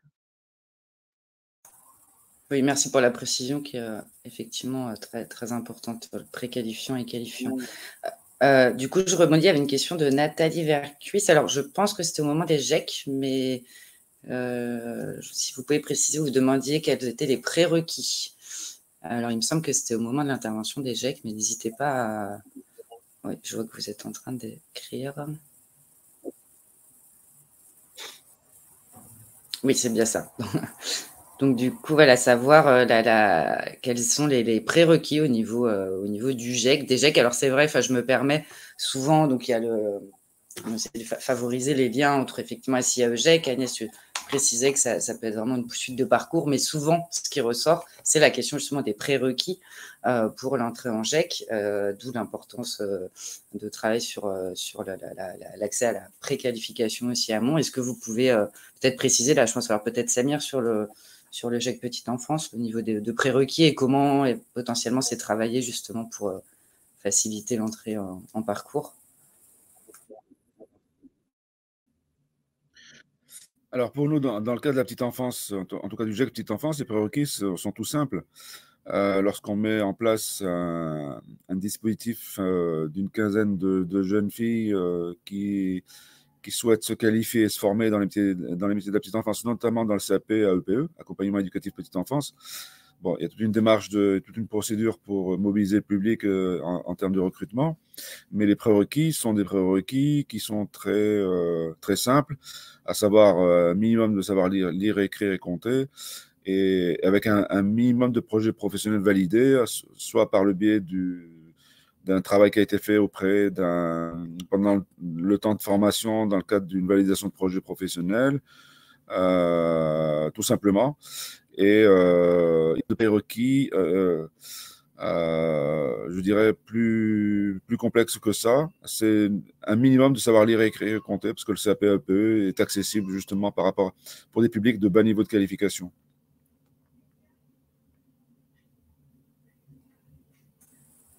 Est-ce que j'ai répondu? Merci Samir. Alors n'hésitez pas. Allez-y. Donc la question, j'allais dire, les 2 crèches labellisées à VIP menaient-elles déjà des actions de mixité sociale dans l'accueil des enfants avant leur labellisation? Et combien de temps a pris la labellisation à VIP? Très bonne question.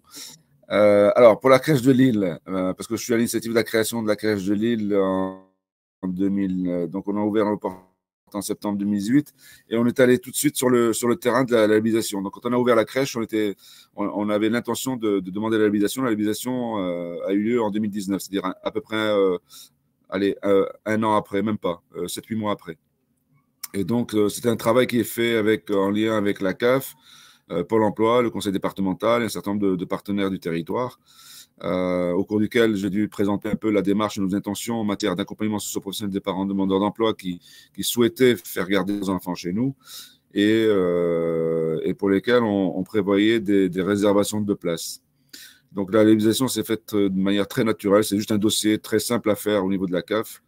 Et lorsqu'on demande cette labellisation, il suffit juste de respecter un certain nombre de prérequis ou d'exigences, qui est justement la réservation d'au minimum 20% de places.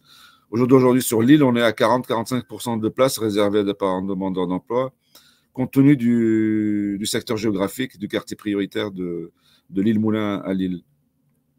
Sur Roubaix, c'est une autre démarche parce que Roubaix, nous avons répondu à un marché public de la ville de Roubaix qui consistait à reprendre la crèche en termes de gestion administrative, pédagogique, financière et technique. Et donc, on a été attributaire du marché en juillet 2021 et la démarche de l'habilitation est en cours. Ceci dit, ça ne veut pas dire qu'on ne met pas en place l'accompagnement socio-professionnel des parents demandeurs d'emploi, parce qu'en plus, on est sur un quartier prioritaire à Roubaix. Donc voilà, la labellisation sur Roubaix se fera d'ici quelques mois. Est-ce que j'ai suffisamment répondu ou suffisamment été clair? Merci Samir. Oui, parfait.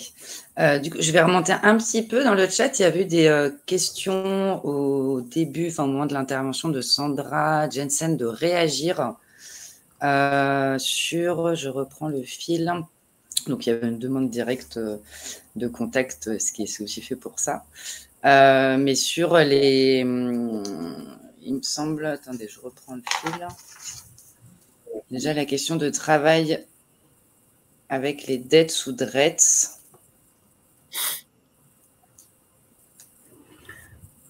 Oui, est-ce qu'on a mis en place des partenariats par rapport au... Oui, sur le secteur en tension. Ouais. Sur les secteurs en tension. Alors, faut voir que c'est... ça n'était pas une demande de la DETS ou de la DRETS de travailler sur ces secteurs en tension à l'époque. Là, je parle de marchés qui ont été commencés à travailler en 2016. Voilà, où forcément, on n'était pas dans les AI sur ces types de missions et sur la diversification des missions aussi. Donc, c'est vrai qu'au niveau de la DETS et de la DRETS, donc la directe à l'époque, on n'avait pas eu d'échange à ce sujet, si ce n'est que moi, pour la diversification sur ces types de métiers avec le CAP, ils ont été informés et puis voilà, ils nous soutenaient dans la démarche. Mais au niveau de la DETS en Gironde, il n'y a pas eu de démarche spécifique dans ce sens, il y avait d'autres priorités. On a essayé de modéliser, alors je fais un petit écart, mais on a essayé de modéliser la même chose avec l'aide à domicile, parce qu'on voyait que ça fonctionnait super bien, vu que c'était les mêmes plus ou moins services des collectivités avec les CCAS et tout ça. On se dit, bon, bah, tiens, on a fait les tout petits, donc on va faire les plus âgés. Et là, par contre, ça avait été une demande de la dette à l'époque. Je ne sais pas si je réponds à la question. Alors, il y avait une autre question aussi qui est au moment de ton intervention sur les modalités d'achat des places en crèche associative. Alors, sur les crèches associatives, alors là,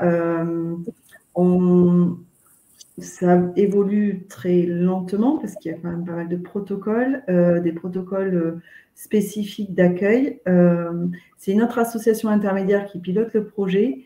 Mais là, les coûts, forcément, une crèche, le gestionnaire de crèche, ils le savent très bien, ça coûte très cher. La modalité aussi de financement et d'autofinancement des structures de l'IAE sur ces places-là, parce que du coup, derrière nous, monter des financements, il n'y a pas de financement pour nous pour financer ces places en crèche. Donc, une place en crèche, pour nous, c'est comme... si on achetait un ETP, voilà, un temps plein de place, donc voir comment on s'organise. Et après, je sais que les négociations se faisaient avec la CAF de la Gironde. Et là, après, il y a eu le Covid et il faut qu'on réactive. On réactive. Je sais que l'asso qui portait le projet a essayé de lever des financements Voilà. Et entre-temps, après, on n'en a pas reparlé. Donc, hier encore, on l'a abordé dans le cadre du financement via le mécénat. À voir. Pour l'instant, je ne peux pas dire. C'est encore en projet et ça bouge tout le temps. Et le problème, c'est le financement. Avant les coûts. Merci Sandra. Alors, je vois qu'il y a des demandes d'échange de coordonnées, notamment pour Samir. Alors, comme vous voulez, si vous souhaitez les mettre là, où on peut après faire le lien. Donc, c'est fait pour ça aussi, ça. Bien sûr, on peut. Oui, je réponds à Virginie Babot, c'est ça? Pour une crèche à VIP, écoute, plaisir. On peut en discuter et vous présenter un peu les modalités de constitution d'une crèche. Et il y a Nathalie Vercruis aussi. Donc, je ne sais pas si vous souhaitez comment procéder, mettre votre mail ici. Oui, vous pouvez transmettre mon mail, mon téléphone, peu importe. Ok. On va diffuser. Alors, on a une question de Viviane. Existe-t-il des structures ACI qui ont monté une crèche? Et si oui, quel financement? Alors, c'est une bonne question. C'est nous, comme on vous disait, on travaille sur le sujet, à la face en tout cas, et du coup, c'est un travail de repérage qu'on fait justement de voir est-ce qu'il y a au sein du réseau ou en dehors du réseau des ACI avec une activité crèche, et c'est pas évident. Donc, je ne sais pas si les structures, je vois peut-être Sandra. Le groupe SOS à Paris utilise ses propres crèches pour mettre pour que les personnes en fait qui travaillent sur la petite enfance, c'est ce que je sais, voilà. Après, moi, ce qui me pose toujours question, c'est que quand on est ACI, on est normalement sur une première marche et on est là pour former les personnes. Donc, comment bien garder l'équilibre voilà, Crescendo, le groupe SOS, voilà, et ils ont des ACI. Laetitia Lagarde vient de répondre, mais je trouve que ce qui est important, c'est vraiment de garder cette idée que l'ACI est là pour un accompagnement avec une formation forte, quoi. Alors après, sur les premières marches de l'emploi, en fait, il y a l'AI et les ACI, en fait, aussi. C'est ça. Donc, c'est vrai que c'est important de se dire que les ACI, elles sont sur du 26 heures semaine et non du temps plein, que ce sont des publics très éloignés, donc pas forcément formés dans ces métiers-là, et que l'utiliser comme pas comme pourvoyeur de main-d'œuvre, de renfort, parce qu'il y a besoin de main-d'œuvre pour répondre à un besoin de production ou de garde, mais de ne pas perdre sur une ACI le fait que c'est un support d'insertion et que travailler sur une modalité de prestation de mode de garde, c'est un support. Et en fonction des publics aussi qu'il y a avec leurs propres difficultés, il y a aussi le cadre de… Et moi, c'est vrai que je suis très vigilante là-dessus, c'est-à-dire qu'on parle aussi d'enfants et de garde d'enfants. On ne parle pas de ménage, on ne parle pas de… c'est pareil pour les personnes âgées aussi, mais on ne parle pas d'espace vert, on ne parle pas de tout ça. Et c'est vrai que derrière, une personne qui est très fragile, qui a des comportements un petit peu déviants ou autres, sous le principe que ce soit une ACI et autres, il faut faire aussi attention à la garde de l'enfant et aux parents qui laissent son enfant garder. Donc, c'est vrai que c'est vraiment un surencadrement pour moi s'il y a de l'ACI dans ce sens-là dans les crèches. Après, c'est vrai que moi, sur l'activité de l'ACI et Coagir autour du jouet, il y a des demandes autour de support d'action d'animation. Et c'est vrai que je m'interroge justement sur les crèches, la petite enfance au niveau des ACI. Mais il y a beaucoup de cadres. Merci vraiment de votre intervention. Et nous, l'immense chance qu'on a à Bichat, c'est que, par exemple, elles ne font jamais rien toutes seules, quoi. Et pourtant, elles sont 1 an dans la même crèche, mais il y a vraiment En plus, c'est un hôpital, donc ils sont c'est très anxieux, mais elles vont faire accompagner, etc. Et effectivement, le rôle de l'ACI et de l'AI, pour moi, c'est vraiment très, très important parce qu'on est effectivement les premières marches et vous dites super bien, merci. Je rejoins complètement vos propos. Alors, juste un petit mot pour compléter vos interventions. Dans le cadre du GEC Petite Enfance et son déploiement sur la Somme, on a été sollicité aussi par la DETS pour un SCI Petite Enfance. L'idée étant de permettre à des publics de très bas niveau de qualification qui n'ont pas accès encore au GEC, compte tenu de leur niveau justement, et des prérequis pour entrer dans les GEC. L'idée, c'est de mettre en place un SCI pour ce type de public, avec comme objectif de filiariser ensuite vers le GEC Petite Enfance. Donc, c'était vraiment un parcours en amont, l'ACI étant considéré comme un parcours en amont du parcours GEC. Oui. C'est dans les tuyaux en ce moment avec la dette de la Somme, et on va certainement expérimenter ça au cours de l'année 2023. Après, vous pouvez l'expérimenter avec des amis. Je mets en garde. Pardon? Avec les associations intermédiaires aussi, c'est. Avec les associations intermédiaires, c'est aussi une possibilité parce que je pense que dans les associations intermédiaires, alors peut-être pas sur des postes de remplacement en crèche spécifiques sans ménage ou autre, mais à mon avis, enfin, je suis sûre que, parce qu'on le fait aussi, c'est vrai que c'est de la petite enfance, mais un peu plus, voilà. Il y a beaucoup d'associations intermédiaires qui font du remplacement de main-d'œuvre d'ATSEM dans les écoles. Et oui, du coup, dans les cadres des parcours d'insertion et des parcours de qualification, pourraient être amenés à après faire un transfert, une suite de parcours vers les GEC. Pourquoi pas? Parce que là, on parle des crèches et de ces modalités-là, mais au niveau du CAP petite enfance ou d'autres qualifications, il pourrait y avoir ces suites de parcours AI, GEC, pas forcément avec des AI qui travaillent sur des crèches, mais avec d'autres modes d'accueil petite enfance. Parce que ça va jusqu'à 6 ans. Oui, oui, tout à fait. Non, mais je partage dans votre région, voilà. Nous, on est trop loin. Merci pour vos réponses. Effectivement, je vois, et dans le chat, c'est un sujet, puis on en a souvent déjà discuté en interne, de dire, voilà, est-ce que l'IAE ou l'ACI pourrait être du coup un modèle à développer vraiment pour être mode de garde. Alors, je précise, donc Laetitia Lagarde du groupe SOS précisait que donc, les salariés en question des ACI sont en stage du coup dans leur crèche auprès des enfants et en formation au Greta. L'un des ACI est diplômant et accompagne jusqu'au passage de l'examen du CAP AEPE.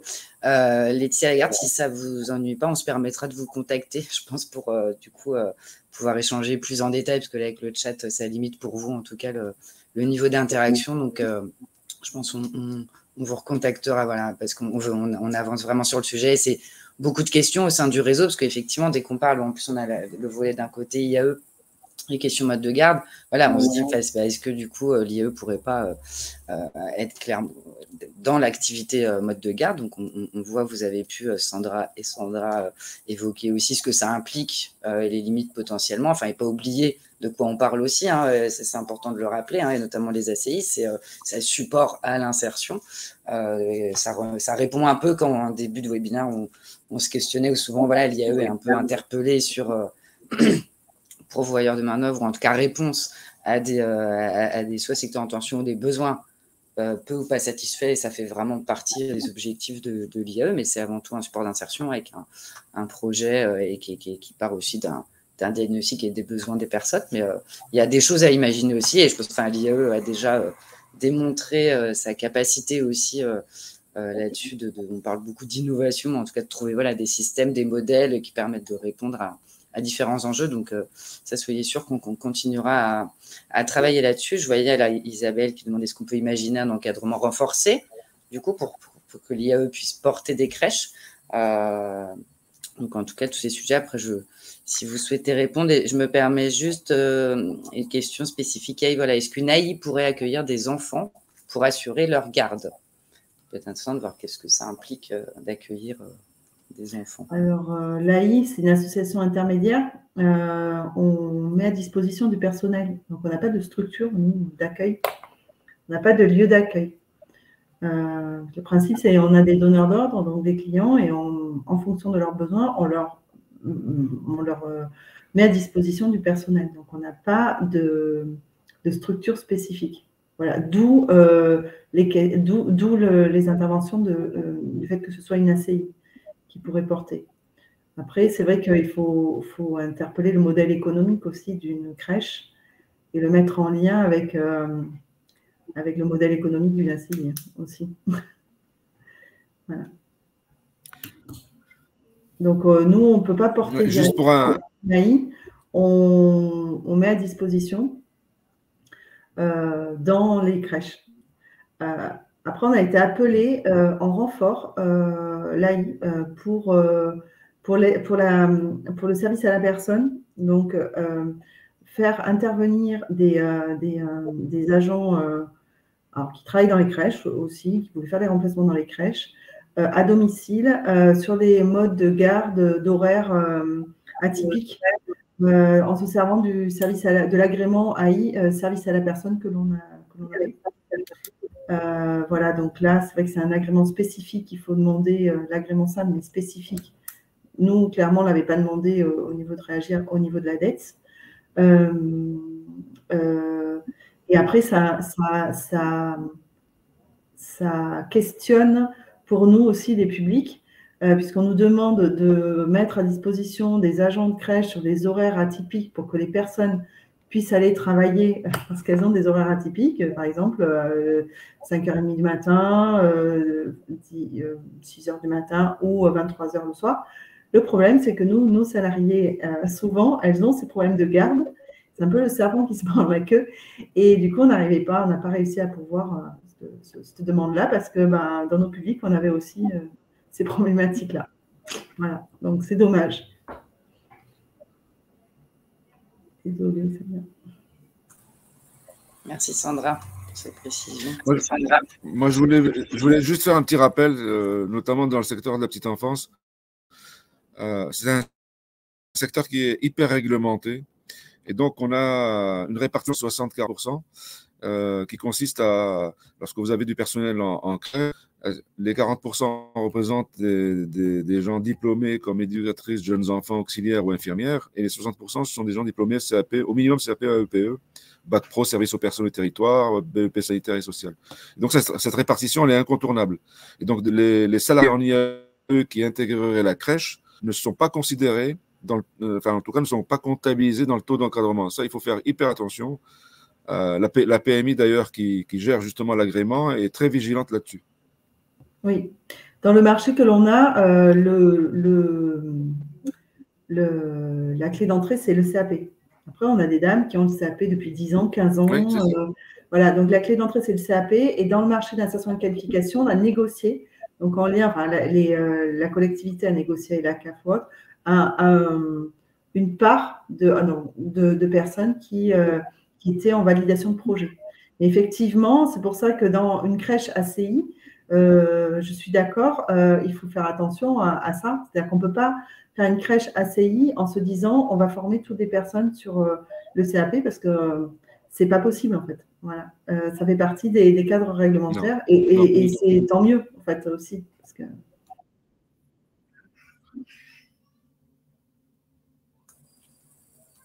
Merci pour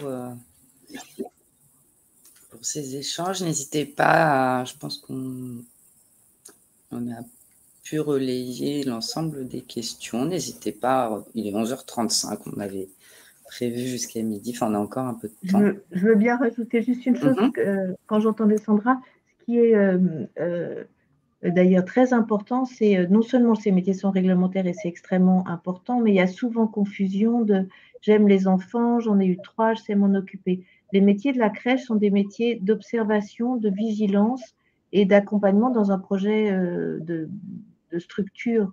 Et c'est vrai que ce sont des métiers qui ne sont pas aussi actifs, par exemple, que de la garde d'enfants à domicile ou que ATSEM dans une école, et que c'est important aussi, on parlait des prérequis, Moi, ça fait donc 9 ans, 10 ans, plus de 10 ans maintenant qu'on a ce chantier d'insertion. Moi, j'exige, par exemple, comme prérequis que les femmes aient déjà fait une expérience en crèche parce qu'on avait des femmes qui s'ennuyaient beaucoup en crèche. Parce que la surveillance des siestes, la surveillance, le fait de ne pas faire à la place de l'enfant. Il y a tout un travail aussi sur ce que c'est que le travail dans une structure d'enfants 0 à 3 ans, qui est très importante, qui est souvent très mal connue. Et quand on travaille, quand on garde des enfants à domicile, bah, quand ils dorment, on fait des choses dans la maison, souvent on fait d'autres choses. Quand on garde ses propres enfants, bah, on fait quelque chose à la fois.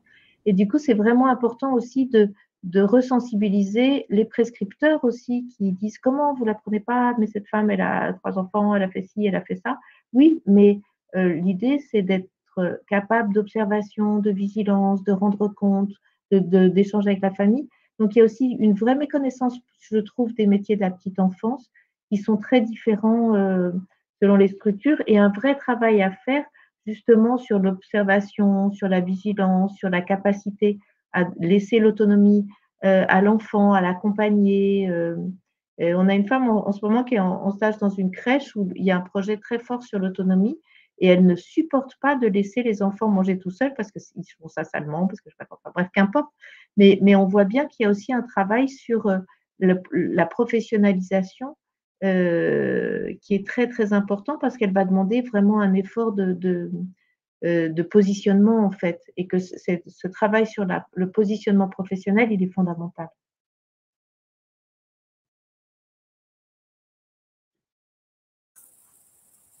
Merci Sandra pour ces précisions. Effectivement, c'est important. Je pense que c'est valable dans beaucoup de métiers aussi sur les représentations où des fois voilà, on pense on focus sur des compétences ou des axes qui ne sont pas forcément les plus centraux.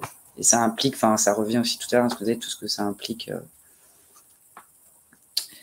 Je vois qu'il y avait des échanges du coup voilà, sur le modèle ACI, crèche. Donc, alors une précision du coup au niveau crèche du groupe SOS. Alors si je comprends bien, en fait, c'est pas la crèche qui est conventionnée ACI, mais c'est du personnel. Enfin là, pour le coup, une personne qui est, je pense par ailleurs, rattachée à un agrément ACI. Mais bon, c'est vrai que par écrit, c'est pas simple d'aller dans les détails.